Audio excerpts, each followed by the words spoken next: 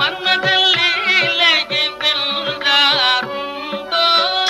மன்மதன் புகழோட உச்சியில் இருந்த ஒரு மனுஷன் லாஸ்ட்டில் ஒரு தெருக்கோடிக்கே வந்துட்டாரு அப்படின்னு சொன்னால் ஏற்றுக்க முடியுமா? அதுவும் சினிமா துறையில் வெறும் 14 படமே நடித்த தியாகராஜா பாகவதர் அவர்களுடைய ஒரு சின்ன ஹிஸ்ட்ரியை தான் வந்து பார்க்க போகிறோம். இது வெறும் ஹிஸ்ட்ரி மட்டும் கிடையாதுங்க. மொத்தம் இந்த இந்திய சினிமாலே வச்சு பார்த்தீங்கன்னா முதல்ல யார் சூப்பர் ஸ்டார் அப்படின்னு வந்து பார்த்தீங்கன்னா நம்ம தியாகராஜா பாகவதர் தான்.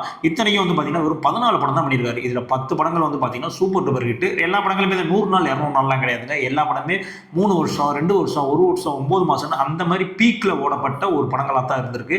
இப்பேற்பட்ட சூப்பர் ஸ்டாராக இருந்தவர் கடைசியில் ஒரு கொலைகாரராக மாறி அதனுடைய மொத்த திரை வாழ்க்கையுமே வந்து அழிச்சு ஃபைனலாக வந்து திருச்சியில் ஒரு கோயிலில் வந்து மொட்டை எடுத்து கிட்டத்தட்ட ஒரு பிச்சைக்கார தோரணையில் வந்து உட்காந்து இறந்து போயிட்டாருங்க. ஸோ இப்படி ஒரு மனுஷன் இவ்வளோ வாழ்க்கையில் வந்து இவ்வளோ பீக்கில் இருந்த ஒரு ஆள் எப்படி இவ்வளோ டவுன்ஃபாலை சந்திச்சாரு அப்படின்ற ஒரு விஷயம் இருக்குல்ல. ஸோ அதை பற்றி தான் வந்து பார்க்க போகிறோம். ஆக்சுவலாக இவரோட இயற்பெயர் என்னன்னு வந்து பார்த்தீங்கன்னா கிருஷ்ணமூர்த்தி, மாயவரம் கிருஷ்ணமூர்த்தி அப்படின்ற மாதிரி சொல்லுவாங்க. இவருக்கு வந்து சின்ன வயசுலேயே வந்து பார்த்தீங்கன்னா படிப்பெல்லாம் வந்து அவ்வளோவா ஏறல. அதனால எங்கெங்கெல்லாம் வந்து நாடகம்லாம் நடக்குதோ அங்கெல்லாம் போய் தேடி போய் வந்து அந்த நாடகத்தை வந்து பார்க்க ஆரம்பிச்சு அதை தானாகவே வந்து கற்றுக்கிட்டு கண்ணாடி முன்னாடி பேசி பழகுது இந்த மாதிரியான விஷயங்கள் வந்து அதிகப்படியாக வந்து பண்ணிட்டு இருந்திருக்காரு. அது மட்டும் கிடையாதுங்க. அந்த காலகட்டங்களில் வந்து பார்த்தீங்கன்னா நாடகங்கள் தான் வந்து அதிகமாக இருக்கும். ஸோ நாடகம், இந்த இசை, இந்த சினிமா, இது மூணுலேயுமே வந்து கொடியெட்டி பறந்த ஒரு மனுஷன் யாரு அப்படின்னு பார்த்தீங்கன்னா எம்கே தியாகராஜா பாகவதர் அவர்கள் மட்டும்தான். இப்போவுமே வந்து பார்த்தீங்கன்னா யாராவது முடி வந்து லென்த்தாக வளர்ந்து வச்சுருந்தாங்கன்னா என்னடா பாகவதர் மாதிரி முடி விட்டுருக்கு அப்படின்னு சொல்லுவோம். ஸோ அந்த காலகட்டத்தில் அவருடைய ஹேர் கட்டுக்கு வந்து ஒரு தனி வந்து ஒரு ஃபேன் பேஸே வந்து இருந்துச்சு அப்படின்னு சொல்லலாம். ஆக்சுவலாக வந்து நல்ல இசையெல்லாம் பண்ணுறாங்களா, ஸோ அவங்கள தான் வந்து பாகவதர் அப்படின்ற மாதிரி சொல்லுவாங்க. ஆக்சுவலாக அதை வந்து இவருடைய பேராகவே வந்து இப்போ வந்து மாற்றிட்டாங்க. ஸோ நம்ம எங்கே பார்த்தாலும் இசைக்கலைஞர் நல்லா பண்ணுறாங்களா, ஸோ அவங்க தான் பாகவதர் அப்படின்ற மாதிரி தான் சொல்லிட்டு வந்திருப்போம். ஆக்சுவலாக இவருடைய பேரே வந்து பார்த்தீங்கன்னா தியாகராஜா பாகவதர் அப்படின்ற மாதிரி வந்து சேர்த்துட்டாங்க. ஸோ நமக்கு பாகவதர் அப்படின்னாலே வந்து நம்மளுக்கு வந்து இந்த தியாகராஜா அவர்கள் தான் நம்மளுடைய கண்ணு முன்னாடி வந்து வருவோம். அந்த 40s காலகட்டத்திலே வந்து பார்த்தீங்கன்னா நான் ஆரம்பத்திலே சொன்னதுபடி இவருடைய 10 படங்கள் தொடர்ந்து ஒரு 10 படங்கள் பார்த்தீங்கன்னா mega hit, mega black Bastar எல்லாமே ஒரு வருஷம் 2 வருஷம் அந்த மாதிரி ஓடி ஒரு பீக்கில் இருந்த ஒரு மனுஷன். இவருடைய உடல் அமைப்பே வந்து எப்படி இருக்கும்னு வந்து பார்த்தீங்கன்னா அவருடைய தோரணை அலங்காரங்கள்லாம் வந்து பார்த்தீங்கன்னா பாகவதர் மாதிரி முடி, காதில் வந்து பார்த்தீங்கன்னா 2 பக்கம் வந்து ஒரு டைமண்டெல்லாம் ஆன அந்த ஒரு கடுக்கன் போட்டிருப்பாரு, கையில் வந்து ஒரு காப்பு போட்டிருப்பாங்க, தங்க பட்டு வேஷ்டி ஜரிகை இருக்குல்ல, ஸோ அது இருக்கிற ஒரு பட்டு வேஷ்டி தான் வந்து அணிஞ்சிருப்பாப்புல. தனியாக வந்து ஒரு குதிரை வச்சிருக்காரு, ஒரு அரண்மனை வச்சிருக்காப்புல, தனியாக ஒரு பேட்டை கார் ஒன்று தனியாக வந்து வச்சிருக்காரு. ஸோ இந்த அளவுக்கு ஒரு வசதி வாய்ப்பாக வந்து ஒரு வாழ்க்கை வாழ்ந்தது யாருன்னு பார்த்தீங்கன்னா தியாகராஜா பாகவதர் தான். ஸோ ஆரம்பத்தில் சொன்னபடி சின்ன வயசுலேருந்தே வந்து இந்த நாடகத்தின் மூலயமா வந்து ரொம்ப வந்து இன்ட்ரெஸ்ட் ஆகி அந்த நாடகங்கள்லாம் எங்கெங்கே நடக்குதோ அங்கெல்லாம் பார்த்து அந்த கச்சேரியில் போய் கலந்துக்கிட்டு இந்த மாதிரி வேலைகளே வந்து அதிகமாக இருந்திருக்காரு. அதை பார்த்துட்டு 10 வயசில் வந்து பார்த்தீங்கன்னா ரசிக சபா மண்டபத்தில் வந்து ஒரு ஆக்ட் வந்து பண்ணுறாரு, ஒரு ஹரிச்சந்திர புராணம் மாதிரி அதில் வந்து இவர் வந்து ஆக்ட் பண்ணுறாப்புல. ஸோ அந்த ஆக்டிங்கை வந்து பார்த்து எல்லா மக்கள் கூட்டமே வந்து வியந்து இப்படி ஒரு ஆளாம் இவ்வளோ வந்து பாட்டு பாடிக்கிட்டு இப்படியே வந்து நடிச்சிட்டு இருக்காரு அப்படின்னு சொல்லிட்டு வியந்து போயிட்டாங்க. ஸோ அதுக்கப்புறம் தான் வந்து பாகவதரை வந்து கூட்டு வந்து நடராஜர் அப்படின்றவர் வந்து அவருக்கு வந்து அந்த இசை, அந்த நடிப்பு அதெல்லாம் வந்து கற்றுக் கொடுக்குறாரு. ஸோ இதெல்லாம் வந்து கற்றுக் கொடுத்ததுக்கு அப்புறம் தான் வந்து பாகவதர் வந்து ஒரு முழுமையான மனுஷனாக வராரு. எப்படின்னா இப்போ வந்து அவருக்கு இசையும் தெரியும், நடிப்பும் தெரியும், பாடவும் தெரியும். இது மூணும் தெரிஞ்ச ஒரு திறமசாலியாக வந்து பாகவதர் அவர்கள் வந்து மாறுறாரு. அதுக்கப்புறம் வந்து பார்த்தீங்கன்னா 1926 பவளக்குடி அப்படின்ற ஒரு நாடகத்தில் வந்து ஒரு அர்ஜுனா வேஷத்தில் வந்து பாகவதர் வந்து நடிக்கிறாருங்க.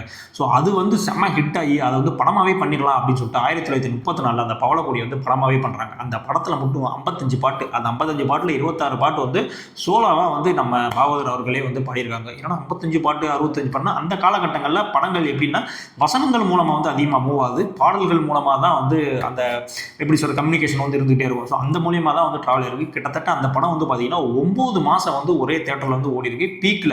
இந்த காலகட்டங்களில் மாதிரி காசு கொடுத்து ஓட வைக்கிறது இப்போ 20 நாள் ஓடினாலே வெற்றி விழா அப்படிலாம் கிடையாது. 9 மாதம் கண்டினியூவாக வந்து அந்த படம் ஓடி ஒரு பயங்கரமான ஒரு ஹிட்டை கொடுத்துருக்கு. அது மட்டும் கிடையாதுங்க, பாகவதர் வந்து அந்த காலகட்டங்களில் வந்து எப்படி இருந்திருக்காருன்னா இப்போ அவர் வந்து வீட்டிலேருந்து இந்த ஸ்டுடியோவுக்கு வரப்போகிறாங்க அப்படின்னா கிட்டத்தட்ட போலீஸ் பந்தோபஸ்லாம் வந்து வருமா. ஏன்னா அந்த அளவுக்கு வந்து வெளியில் மக்கள் கூட்டங்கள் வந்து ரொம்ப திரளாக இருக்குமா. ஸோ அவர் வந்து அந்த அவர் சென்றடையக்கூடிய அந்த இடம் இருக்குல்ல, அந்த ஷூட்டிங் ஸ்பாட்டுக்கு போகிற வரைக்குமே வந்து பாதுகாப்பு வந்து போவாங்க. அவ்வளோ தூரத்துக்கு வந்து ரசிகர்கள் வந்து எல்லா இடங்கள்லையுமே வந்து இருந்து அவங்களை தொந்தரவு பண்ணிட்டு பாடுங்க அப்படி இப்படிலாம் சொல்லி ரொம்ப வந்து டார்ச்சர் பண்ணுவாங்களாம். ஸோ அந்த அளவுக்கு இப்போ ஒரு மாநாடு போட்டால் என்ன கூட்டமோ அந்த அளவுக்கு வந்து ஒரு கூட்டம் வந்து அந்த காலகட்டங்கள்லேயே வந்து பாகவதர் அவர்களுக்கு வந்து இருந்திருக்கு. அதுக்கப்புறம் வந்து பார்த்தீங்கன்னா 1937 எம்எம்ஆர் அவர்களுடைய டைரக்ஷனில் வந்து சிந்தாமணி அப்படின்னு ஒரு படம் வந்து ரிலீஸ் பண்ணுறாங்க. கிட்டத்தட்ட இந்த படத்தினுடைய வசூல் வேட்டையில் மதுரை கீழவதியில் வந்து பார்த்தீங்கன்னா ஒரு சிந்தாமணி அப்படின்ற மாதிரி ஒரு தேட்டரை வந்து கட்டி வந்து ரெடி பண்ணிட்டாங்க. ஸோ அப்போ எந்த அளவுக்கு வந்து அந்த காலகட்டங்களில் அந்த படம் வந்து வசூலிச்சிருக்கும் அப்படின்றத வந்து பார்த்துக்கு. அது மட்டும் இல்லை, இப்போ அவர் வந்து வராரு அப்படின்னா அந்த இடத்துல வந்து அந்த ஜவ்வாது வாசனை, சந்தன வாசனை, அக்தர் இது எல்லாம் சேர்ந்து ஒரு வாசனை வந்து இருக்குமா. அவர் அந்த இடத்த விட்டே போனால் கூட அடுத்த ஒரு 5-10 நிமிஷத்துக்கு வந்து அந்த வாடை வந்து இருந்துகிட்டே இருக்குமா. இந்த இடத்துல வந்து பாகவதர் வந்துட்டு போயிருக்காரா அப்படின்ற அளவுக்குலாம் சொல்லுவாங்களாம். ஸோ அந்த அளவுக்கு வந்து மனுஷன் வந்து கமகமன்னு ஒரு ஜாலியாக ஒரு உல்லாசமான எல்லா வாழ்க்கையுமே வந்து வந்து ஜம்முன்னு வந்து வாழ்ந்துட்டு போயிருக்காப்புல. ஸோ இப்படி பீக்கில் இருந்த ஒரு மனுஷன் அவருடைய வாழ்க்கையை வந்து புரட்டி போடுற ஒரு சம்பவம் வந்து நடக்குது. எப்போ நடக்குதுன்னு வந்து பார்த்தீங்கன்னா 1944 ஹரிதாஸ் அப்படின்ற ஒரு படம் வந்து ரிலீஸ் ஆகுது. இந்த படம் வந்து 3 வருஷமாக வந்து 3 தீபாவளிக்கு வந்து ஓடிட்டு இருந்துச்சு அப்படின்ற மாதிரியான ரெக்கார்டு இந்த படம் தான் வச்சிருக்கு. ஸோ இந்த படம் ரிலீஸ் ஆகி அடுத்த நாள் தான் வந்து இவர் மேலே வந்து ஒரு கொலை பழி வந்து விழுகுது. இந்த மாதிரி வந்து இவர் வந்து ஒரு கொலை செஞ்சுட்டாரு, இந்த கொலைக்கு இவர் தான் காரணம் அப்படின்ற மாதிரியான ஒரு விஷயம் வந்து நடக்குது. கிட்டத்தட்ட வந்து பார்த்தீங்கன்னா மொத்த தமிழ்நாடு எல்லா இண்டஸ்ட்ரியுமே வந்து பார்த்தீங்கன்னா ஆடி அந்து போச்சு. என்னன்னா இப்படி ஒரு ஜாம்பவான், இப்படி ஒரு பிரபலமான ஒருத்தர் மேலே வந்து பழிய போடுறாங்க அப்படின்னு. ஸோ அது என்ன காரணம் அப்படின்னு வந்து பார்த்தீங்கன்னா அந்த காலகட்டத்தில் வந்து பார்த்தீங்கன்னா லட்சுமிகாந்த் அப்படின்ற மாதிரியான ஒரு செய்தியாளர், ஒரு ஜேர்னலிஸ்ட் வந்து இருந்திருக்காரு. ஸோ அவருக்கு வந்து என்ன வேலை அப்படின்னா இந்த சினிமாவில் வந்து இந்த கிசு இதெல்லாம் எழுதுவாங்க. இப்போ பைல்வான் ரங்கநாதன் இருக்கார்ல, ஸோ அந்த மாதிரியான விஷயங்கள்லாம் வந்து பண்ணிட்டு இருக்காரு. திரைத்துறையில் நடக்கக்கூடியதும் தெரியாமல் நடக்கக்கூடிய சில அந்த அந்தரங்க விஷயங்கள் கிசு எல்லாத்தையுமே வந்து தன்னுடைய பத்திரிகையில் வந்து போட ஆரம்பிச்சிருக்காரு. அது மட்டும் இல்லாமல் இவர் வந்து வக்கீலுக்கும் படித்த ஒரு கிரிமினல். ஸோ அதனால வந்து அவருக்கு அந்த மூளையுமே வந்து இந்த ஜேர்னலிஸ்ட்லேயே வந்து யூஸ் பண்ணியிருக்காரு. அதாவது இப்போ நாளைக்கு வந்து இந்த பத்திரிகை ரிலீஸ் ஆக போகுது அப்படின்னா இன்றைக்கி வந்து ஒரு சின்ன நோட்டீஸ் மாதிரி விடுவாங்க. இந்த மாதிரி இந்த நடிகருக்கும் இந்த நடிகருக்குமான ஒரு சின்ன கிசு நாளை சந்திப்போம் அப்படின்ற மாதிரி சொல்லிடுவாங்க. ஸோ அப்போ வந்து அந்த நடிகர்கள்லாம் என்ன பண்ணுவாங்க, உடனே வந்து அவர் ஃபோன் போட்டு இல்லை அதெல்லாம் போடாதீங்க அப்படின்ற மாதிரி சொல்லி ஒரு அமௌண்ட் வந்து வாங்கினதுக்கப்புறம் வந்து போட மாட்டார். ஸோ இந்த மாதிரியான வேலைகள்லாம் வந்து அந்த காலகட்டங்களில் வந்து நடந்துட்டு இருக்கு. ஸோ இந்த மாதிரியான பிரச்சனைகள்லாம் வந்து பார்த்தீங்கன்னா இந்த சுச்சுவேஷனில் வந்து பார்த்தீங்கன்னா இவரை பற்றியும் வந்து நிறைய அந்த விஷயங்கள் அந்தரங்கள் இதெல்லாம் வந்து எழுத ஆரம்பிச்சிட்டாங்க. ஸோ இதனால வந்து பார்த்தீங்கன்னா அந்த லட்சுமிகாந்த் அவர்களுக்கும் நம்ம பாகவதர் அவர்களுக்கும் இடையே சில மோதல்கள்லாம் வந்து அந்த காலத்துலேருந்தே வந்து ஏற்பட்டுட்டு தான் இருக்குது. ஒரு சுச்சுவேஷனில் வந்து பார்த்தீங்கன்னா இந்த மாதிரி ரிக்ஷாவில் வந்துட்டு இருந்த இந்த லட்சுமிகாந்த் அவர்களை வந்து ஒருத்தர் வந்து கத்தியால் வந்து குத்திடுறாரு. உடனே வந்து நம்ம லட்சுமிகாந்த் என்ன பண்ணுறாருன்னா அந்த குத்துன கத்தியோடையே போய் ஸ்டேஷனில் போய் வாக்குமூலம்லாம் கொடுத்துட்டு போய் ஆஸ்பத்திரியில் போய் படுத்துக்கிட்டாவில், படுத்தவர் இறந்து போயிட்டாப்புல. ஸோ அதுக்கப்புறம் தான் அது விசாரணை நடக்குது, யார் வந்து இது வந்து கொலை பண்ணியிருக்கா அப்படின்னா அப்போ வந்து வடிவேலு அப்படின்ற மாதிரியான ஒருத்தர் மேலே வந்து பழி போடப்படுது. ஸோ அவர் என்ன சொல்கிறாரு அப்படின்னா நான் கொலை பண்ணுறதுக்கான அந்த நிதி உதவி இதெல்லாம் பண்ணது யார் அப்படின்னா இவங்க தான் அப்படின்னு சொல்லிட்டு என்எஸ்கே அவர்களையும் பாகவதர் அவர்களையும் வந்து கை கட்டிடுறாங்க. ஸோ அதுக்கப்புறம் வந்து இந்த கேஸ் வந்து கோர்ட்டுக்கு போகுது. ஆனால் என்ன தீர்ப்பாகுது அப்படின்னா இவங்க 2 பேருக்குமே வந்து கிட்டத்தட்ட வந்து சிறை தண்டனை வந்து அனுபவிச்சிடுறாங்க. ஸோ அதுக்கப்புறமும் வந்து கேஸ் வந்து மேல்முறையீடுலாம் போயிட்டு தான் இருக்குது. பட் எந்த இடத்துலையுமே வந்து இவங்களுக்கான ஒரு பாசிட்டிவ் ரெஸ்பான்ஸ் எதுவுமே இல்லை. தொடர்ந்து வந்து இவங்க வந்து ஜெயில் வாழ்க்கையை தான் கிட்டத்தட்ட ஒரு 2 வருஷமாக வந்து அனுபவிச்சுட்டு இருந்தாங்க. ஸோ அதுக்கப்புறம் வந்து பார்த்தீங்கன்னா லண்டனில் ப்ரீவியூ கவுன்சில் அப்படின்றது அந்த இடத்துல வந்து மேல்முறையெல்லாம் பண்ணி இல்லை இவங்களுக்கும் அந்த கொலைக்கும் சம்மந்தம் இல்லை அப்படின்னு சொல்லிட்டு நிறையா வந்து வாதிட்டு அதுக்கப்புறம் வந்து இவங்க வந்து ரிலீஸ் பண்ணாங்க. ஆனால் இவர் ஜெயிலில் இருந்த அந்த 2.5 இயர்ஸ் இருக்குல்ல, ஸோ அந்த இயர்ஸில் வந்து பார்த்தீங்கன்னா அவங்களுடைய செலவு வந்து பார்த்தீங்கன்னா எக்குத்தப்பாக இருந்துச்சு. மொத்த அமௌண்ட் இது வரைக்கும் வந்து அவர் வந்து ஜெயிலேருந்து வெளியில் கொண்டு வரதுக்கான அந்த அமௌண்ட் இருக்குல்ல, அதுவே வந்து அந்த காலகட்டங்கள்லேயே வந்து பல ஆயிரம் அப்படின்ற மாதிரி வந்து சொல்லப்படுது. ஏன்னா அதற்கு வந்து பார்த்தீங்கன்னா நிறைய அவருடைய நிலம் புலம் சொத்து எல்லாத்தையுமே வந்து அவர் வந்து விற்று தான் வந்து அந்த வக்கீலுக்கு ஃபீஸ் கொடுக்குறது, அந்த கேஸை நடத்துறது, இது மாதிரி எல்லா வேலைகளுமே வந்து பண்ணியிருக்காரு. அது மட்டும் இல்லை, அவர் ஜெயிலுக்கு உள்ளே வர்றதுக்கு முன்னாடி கிட்டத்தட்ட ஒரு 10 படங்களுக்கு வந்து அட்வான்ஸும் வாங்கியிருந்தார். ஸோ அவங்களும் வந்து ஃபோர்ஸ் பண்ணி அட்வான்ஸ் திரும்ப கூட அப்படின்ற மாதிரியான பிரச்சனைகள்லாம் வந்து ஈடுபட்டிருக்காங்க. ஸோ இதனால தன்கிட்ட இருந்த மொத்த அமௌண்ட்டு, பணம், சொத்து எல்லாத்தையுமே விற்று அதுக்கப்புறம் தான் வந்து அவர் வந்து ரிலீஸ் ஆனார். ஸோ ரிலீஸ் ஆகிட்டு திரும்பவுமே வந்து அவர் வந்து படங்கள் நடிக்கிறதுக்கு வந்து முற்பட்டார். ஆனால் அவருடைய படங்கள் எதுவுமே அந்த காலகட்டத்தில் வந்து சரியாக வந்து போகலை.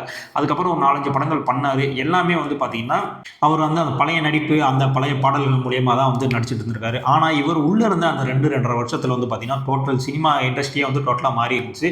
ஸோ பாடல்கள் மூலமாகவே வந்து படம் மூவ் ஆகிட்டு இருக்கிறதெல்லாம் வந்து மாறி போய் எல்லாம் டைலாக்ஸு, புரட்சி படங்கள் அப்படின்ற மாதிரி நிறையா வந்துருச்சு. வீரபாண்டி கட்டம் அந்த மாதிரியெல்லாம் வந்து ரிலீஸ் ஆக ஆரம்பிச்சிருச்சு. ஸோ இவருக்கு வந்து இன்னுமே வந்து அந்த ஓல்டு ஜானரில் வந்து அந்த பாகவதர் இதெல்லாம் வச்சுக்கிட்டு பாட்டு பாடிக்கிட்டே வந்து பண்ணிட்டு இருக்காரு. ஸோ இது வந்து மக்களுக்கு வந்து அந்த அளவுக்கு வந்து அபிப்பிராயமாக இல்லை. அதனால வந்து டோட்டலாகவே வந்து இவர் வந்து நிராகரிச்சிட்டாங்க. இவர் எந்த அளவுக்கு வந்து தன்னுடைய அந்த பாட்டு திறமையால் வந்து ஒரு உச்ச நட்சத்திரத்துக்கு வந்தாரோ, ஸோ அது வந்து டோட்டலாக வந்து முடிஞ்சு லாஸ்ட்டில் வந்து பார்த்தீங்கன்னா இவர் படம் நடிக்கிறதே வந்து டோட்டலாக வந்து விட்டுட்டாரு. ஆனால் இவர் கூட வந்து ஜெயிலில் இருந்து அதே என்எஸ்கே அவர்கள் வந்து பார்த்தீங்கன்னா திரும்ப அவர் ஜெயிலிருந்து ரிலீஸ் ஆனதுக்கப்புறம் தான் அவருடைய பீக் ஆனார் அப்படின்னு சொல்லலாம். ஏன்னா அவர் வந்து அவரவே வந்து செல்ஃப் ட்ரோல் பண்ணிட்டார். ஆமா நான் ஜெயிலுக்கு போனேன் அப்படின்ற மாதிரியெல்லாம் வந்து வசனங்கள் அதெல்லாம் பாடல்கள்லாம் வச்சு அவரவரே வந்து ட்ரோல் பண்ணியே வந்து ஒரு மாதிரி ஒரு லைனை பிடிச்சி வந்து ஆள் வந்து மேலே வந்துட்டார். ஆனால் இவர் வந்து பார்த்தீங்கன்னா டோட்டலாக வந்து சினி ஃபீல்ட்லேருந்தே வந்து வெளியில் வந்துட்டார். ஸோ அதுக்கப்புறம் வந்து பார்த்தீங்கன்னா நாடக கச்சேரிகளில் வந்து ஃபோக்கஸ் பண்ண ஆரம்பிச்சிட்டார். ஏன்னா கடன் பிரச்சனை அதுன்னு சொல்லிட்டு நம்ம ஆகிட்டனால ஸோ அதெல்லாம் செட்டில் பண்ணுறதுக்காக வந்து திரும்ப நாடகங்கள் அதுவே வந்து போட ஆரம்பிச்சிட்டாரு. என்னதான் வந்து நாடகங்கள் வந்து அப்போ போட்டாலும் அந்த காலகட்டங்களில் சினிமா துறை வந்து ரொம்ப வளர்ச்சி அடைஞ்சனால ஸோ அந்த நாடகத்தில் படத்தில் மேலே இருக்கிற அந்த அபிப்பிராயம் ஆர்வம்லாம் வந்து குறைய ஆரம்பிச்சிருச்சு. ஸோ அதனால் வந்து டோட்டலாக வந்து அதுவுமே வந்து டவுன் ஆரம்பிச்சிச்சு. கடைசி காலகட்டங்களில் இவர் வந்து பார்த்திங்கன்னா திருச்சியில் இருக்கிற அந்த சமயபுரம் கோயில் இருக்குல்ல, ஸோ அதில் வந்து மொட்டையெல்லாம் எடுத்துக்கிட்டு ரொம்ப வந்து உடம்பெல்லாம் வந்து குறுகி நீரிழிவு நோய் வந்து ரொம்ப வந்து கஷ்டப்பட்டு கடைசியில் வந்து இறந்து போயிட்டாரு அப்படின்ற மாதிரி வந்து சொல்லப்படுது. ஸோ இவர் வந்து இறந்ததுக்கப்புறம் வந்து பார்த்திங்கன்னா எம்ஆர் ராதா அவர்கள் தான் வந்து அவருடைய அப்பா அம்மாலாம் எங்கே இறந்தாங்களோ அந்த இடத்துல வந்து இவரை வந்து தகனம் பண்ணி எல்லா விஷயங்களும் நடந்துச்சு. இன்னமும் அவருடைய சமாதியெல்லாம் வந்து அங்கே தான் இருக்குது. எல்லாரும் ரசிகர்கள்லாம் வந்து அப்பப்போ வந்து போய் பார்த்துட்டு தான் இருக்கு. இப்படி ஆரம்ப காலகட்டத்தில் ஒரு நாடகம் மூலியமா வந்து உள்ளே வந்து பல பெரிய பெரிய படங்கள்லாம் வந்து நடித்து 300 நாள் 325 நாள்லாம் படம் வந்து ஹிட் கொடுத்து ரொம்ப சம்பாரித்து காரு பணம் பேர் புகழ்னு இருந்து கடைசியில் ஜெயிலுக்கு போய் ஜெயிலேருந்து ரிலீஸ் ஆகி தன்னுடைய கண் பார்வை எல்லாமே வந்து இழந்து ரொம்ப கஷ்டப்பட்டு மொட்டையடிச்சு ஒரு கோயிலில் வந்து ஒரு மனுஷன் வந்து இறந்து போயிட்டாரு அப்படின்னு நினைக்கும் போது ரொம்பவுமே வந்து வருத்தமாக இருக்குது. ஆனால் இவருடைய பயோபிக்கு தான் வந்து இப்போ காந்தா அப்படின்ற ஒரு நேமில் வந்து இப்போ வந்து ரீமேக் ஆகிட்டு இருக்கு. ஆக்சுவலாக அந்த படமே வந்து நாளைக்கு ரிலீஸ் நினைக்கிறேன். துல்கர் சல்மான் அவர்கள் வந்து நடிச்சிருக்காரு. ஆக்சுவலாக ஆனால் அந்த படத்தில் வந்து என்ன வேணால் காட்டலாம். இவருடைய அந்த சினிமாக்குள்ள என்ட்ரான வரைக்கும் மட்டும் காட்டலாம், இவருடைய எண்டு வரைக்கும் வாழ்க்கையும் காட்டலாம். ஸோ இது நிறைய விஷயங்கள் இருக்குது. இருந்தாலும் கண்டிப்பாக நான் சொல்கிறேன், இவருடைய பயோபிக் வந்து அந்த படமாக எடுத்திருக்காங்க. ஸோ கண்டிப்பாக அந்த படத்தை போய் நீங்கள் தேட்டரில் போய் பாருங்கள். இந்த மாதிரி எவ்வளோ தான் வந்து புகழோட உச்சியில் இருந்தாலும் செய்யக்கூடாத சில விஷயங்கள், பழகக்கூடாத சில நட்புகள் இதெல்லாம் பண்ணோம் அப்படின்னா கண்டிப்பாக யாராக இருந்தாலும் வந்து வீழ்ச்சி அடைஞ்சிருவாங்க அப்படின்றத நம்ம இவர் மூலியமாக வந்து கண்டிப்பாக வந்து கற்றுக்கலாம். இந்த வீடியோ உங்களுக்கு பிடிச்சிருந்துச்சி அப்படின்னா கண்டிப்பாக நம்ம சேனலை சப்ஸ்கிரைப் பண்ணிவிட்டு எல்லாத்துக்கும் வந்து ஷேர் பண்ணுங்கள். ஏன்னா நம்ம சேனல் வந்து பெரிய சேனலாக இல்லை, சின்ன சேனல் தான். ஸோ கண்டிப்பாக மறக்காமல் நம்ம சேனல் வந்து சப்ஸ்கிரைப் பண்ணிடுங்க. ஸோ மறக்காமல் காந்தா படத்தை போய் தேட்டரில் பார்த்துட்டு அந்த படம் எப்படி இருக்குது அப்படின்றத வந்து நம்மளுடைய கமெண்ட்ஸில் வந்து சொல்லுங்கள். உங்களுக்கு இந்த மாதிரி தியாகராஜா பாகவதர் அவருடைய படங்கள் ஏதாவது நீங்கள் பார்த்துருக்கீங்க அப்படின்னா கண்டிப்பாக அதனுடைய பேரை வந்து நம்மளுடைய கமெண்ட்ஸில் வந்து சொல்லுங்கள். ஸோ இதே மாதிரியான அடுத்த ஒரு வீடியோவில் வந்து சந்திக்கிறேன். பாய்.